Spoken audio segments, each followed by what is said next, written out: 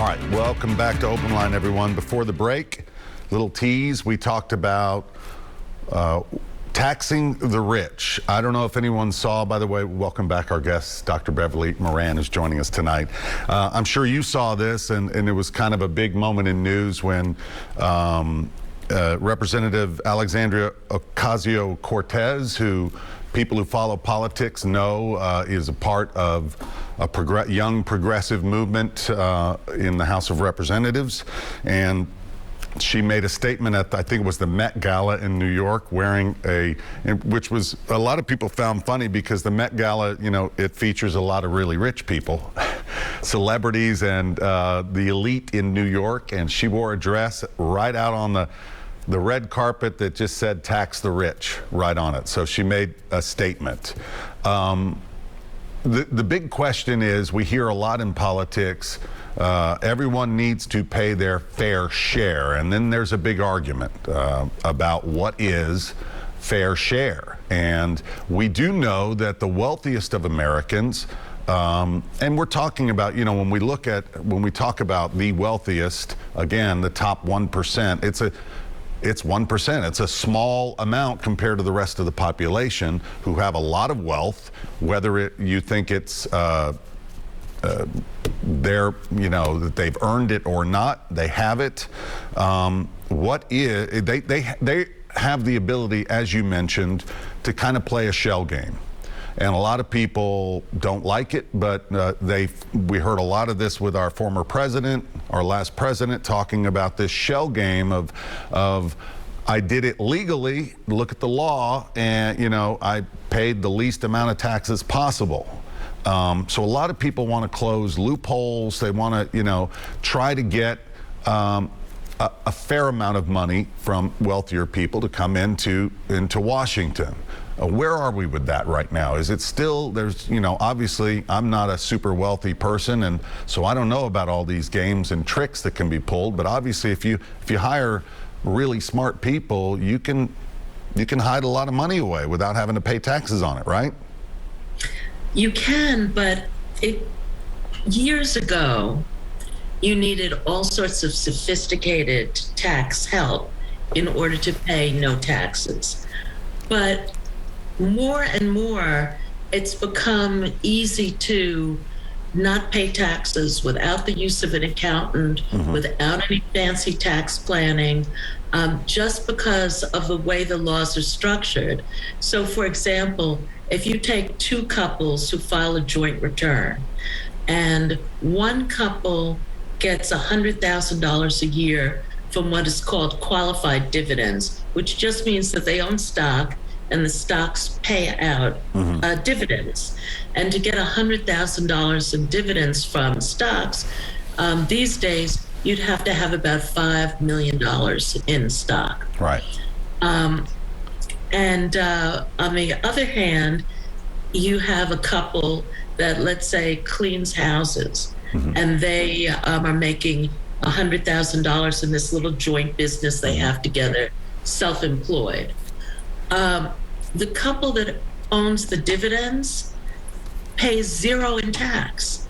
And they really can do that by filing a return that really is like a postcard return that, you know, has virtually, you know, a few lines, not a big deal, because they get a $24,800 standard deduction, and that puts their income below $80,000, and the first $80,000 of qualified dividends is taxed at a zero rate.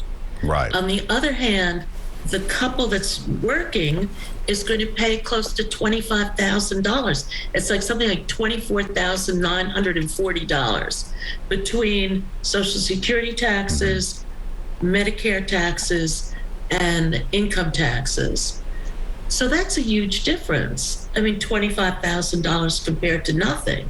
Yep. And the couple that's paying the $25,000 has the more complicated return.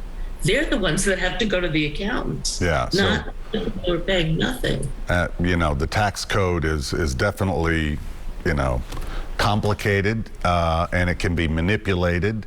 And, you know, I mean, most people, we're all aware of the basic tax loopholes that we all enjoy, you know, deductions for expenses and medical expenses and, you know, child tax credit, mortgage interest, and, you know, most kind of middle class, upper middle class people working, you know, obviously want to reduce the burden as much as possible. But I know polls have showed most people understand, hey, yeah, I understand I need to pay a fair complement of taxes to enjoy all of the above, you know? Okay, let's go to the phones because I've been waiting for some calls, and I do appreciate everyone calling in. Taylor's first. Hey, Taylor, how are you?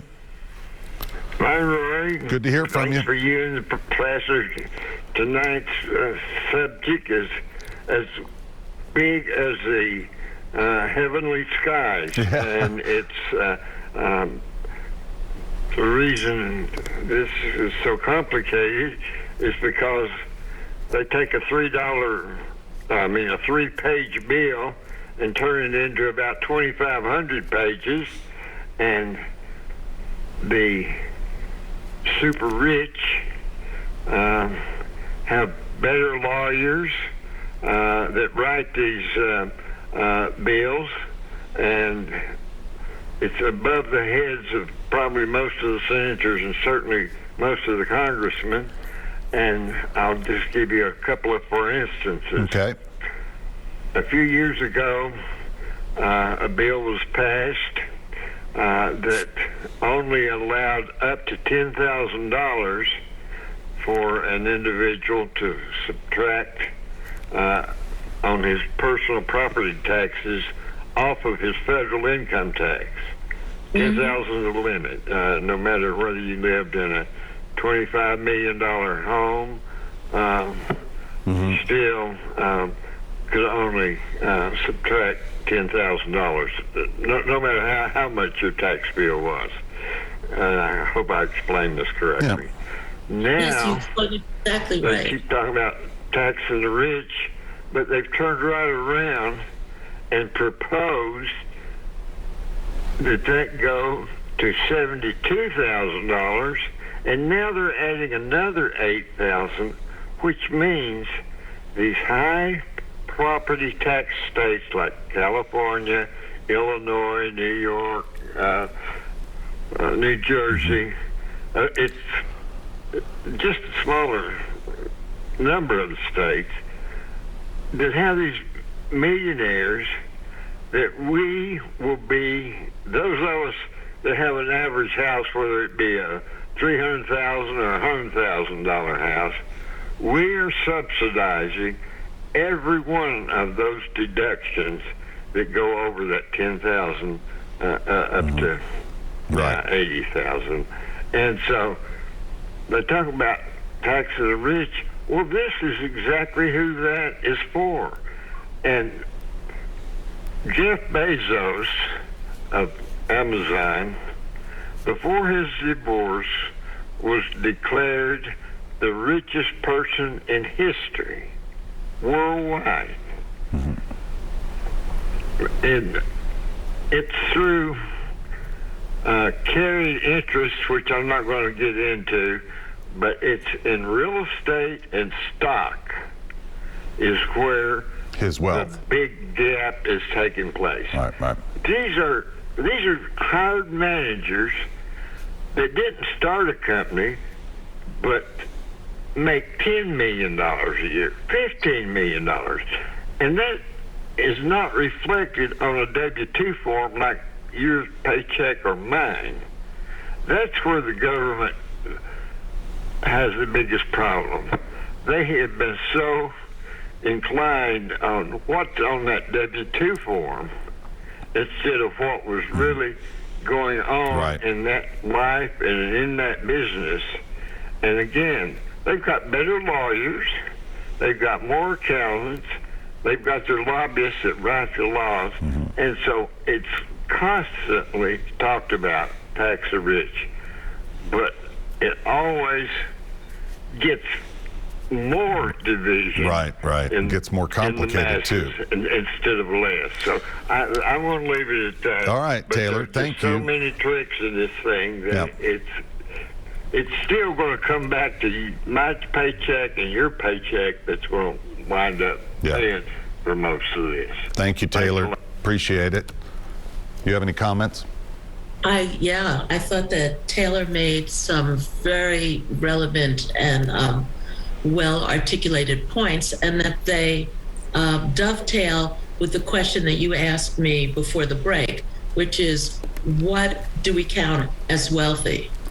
So when Taylor talked about the $10,000 limit on state and local taxes, Right. and how if it's increased, the Congressional Budget Office has shown that the benefit will go to the top 5% in income.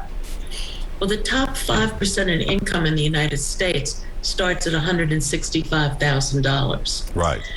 Top 1% starts at $300,000. That's why this 1% becomes so significant, because once you start getting into the steps within the 1%, Right. all of a sudden it jumps. That's the thing about wealth and income inequality. So in Illinois, you could have a teacher making $70,000, married to a police officer making $100,000. Not that all of them do, Right. but there's some who have lots of seniority and can have that, and they would be considered in the top 5%. Right. And Yeah, that's a but good they point, because don't. you and I may know, when we get into, most people would look at, like you said, $300,000, $400,000. It is a significant amount of money. I know a friend who is a doctor who's worked very, very hard, came out of medical school with a huge amount of debt, spent the first 10, 20 years of his career in medicine paying off that debt and trying to rise up and getting his business set up, and now he's maybe around 50 and is enjoying the benefits now and making a good income, right? But doesn't have a lot of excess wealth, has a nice house, a couple of nice cars, putting money away for the kids. To someone at that level compared to someone who's 10 million, 15 million, I mean, it's a big difference.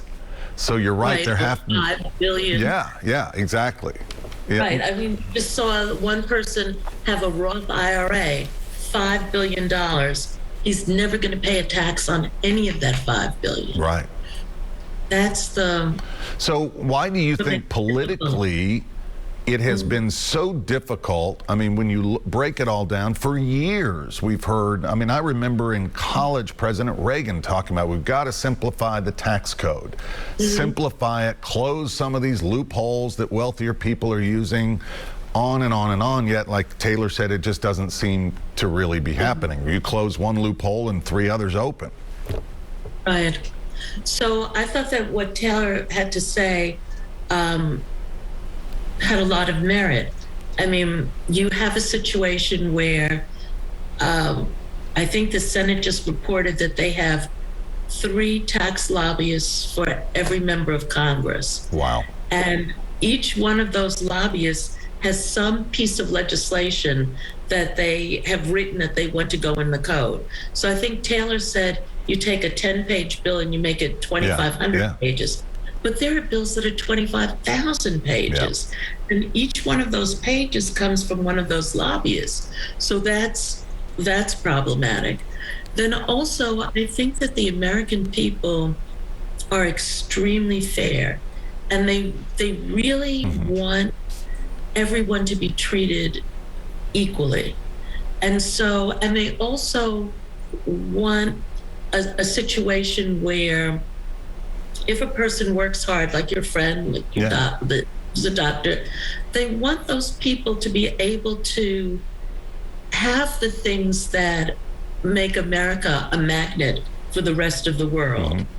So they don't want to demonize one group of people or treat a group of people badly. And those two things, the good heartedness of the American people and the hard-working dedication of all these lobbyists sort of work together. Boy, they do. They do. Yeah. It's a lot of pressure. All right, we got to take another break. We got 2 more calls after the break. We'll be back. More Open Line after this. Thank you.